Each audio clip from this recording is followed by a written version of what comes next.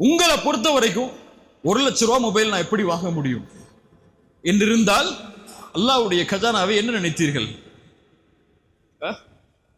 ஒரு ஹராமில் இருக்கக்கூடிய ஒரு மனிதனுக்கு அல்லாஹ் வாழ்வாதாரத்தை கொடுத்து அவனை அல்லாஹ் அழிக்கும் போது ஹராமில் ஹலாலில் வாழ வேண்டும் என்று எண்ணக்கூடிய ஒரு முஃமினுக்கு அல்லாஹ் வாழ்வாதாரத்தை கொடுத்து அவனை மேன்மைப்படுத்த மாட்டானா?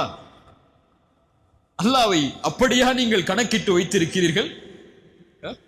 எனக்கு 20,000 தான் சம்பளம், நான் எப்படி 2 லட்ச ரூபாய் பொருளை வாங்க முடியும்? நீங்க 2 லட்சம் வாங்கவே முடியாதுன்னு உங்க மைண்ட்ல வச்சிருக்கீங்க. அல்லாஹ் உங்களுக்கு அந்த லட்சங்களை கொடுக்க மாட்டானா இன்னி வச்சிருக்கீங்க? ரசூலுல்லாஹி ஸல்லல்லாஹு அலைஹி வஸல்லம் சொன்னார்கள், மனிதர்கள், ஜின்கள், பறவைகள் என எல்லோரும் அல்லாஹ் படைத்ததில் முதலாமவர் முதல் இறுதியானவர் வரை எல்லோரும் ஒரு மைதானத்தில் ஒன்று கூடி அல்லாஹ்விடத்தில் அவங்களுடைய தேவைகளை முன்வைத்து எல்லோருடைய தேவைகளை அல்லாஹ் நிறைவேற்றினாலும் ஒரு கடலின் ஊசியை முக்கி நுழைத்தால் அந்த கடலின் நீரில் இருந்து அந்த ஊசி எந்த நீரை குறைத்திருக்குமோ அந்த அளவு கூட அல்லாஹ்வின் கஜானாவில் இருந்து குறைந்திருக்காது. எந்த கஜானாவை நம்பி நீங்க லோன் வாங்குறீங்க? எந்த கஜானாவை நம்பி இஎம்ஐக்கு போறீங்க?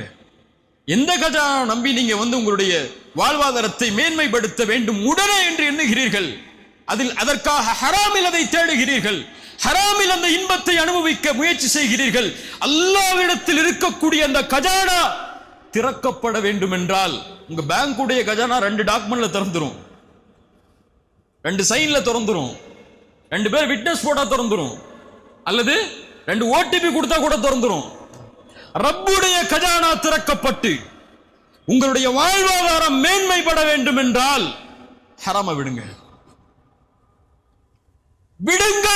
அல்லாஹ் அதிசயத்தை கொடுப்பான். குர்ஆன் சொல்லுகிறது, வலவ் அன்ன அஹ்லல் குரா ஆமனு வத்தகவ் லஃபதஹ்னா அலைஹிம் பரகாத்தின் மினஸ் ஸமாஇ வல் அர்த்.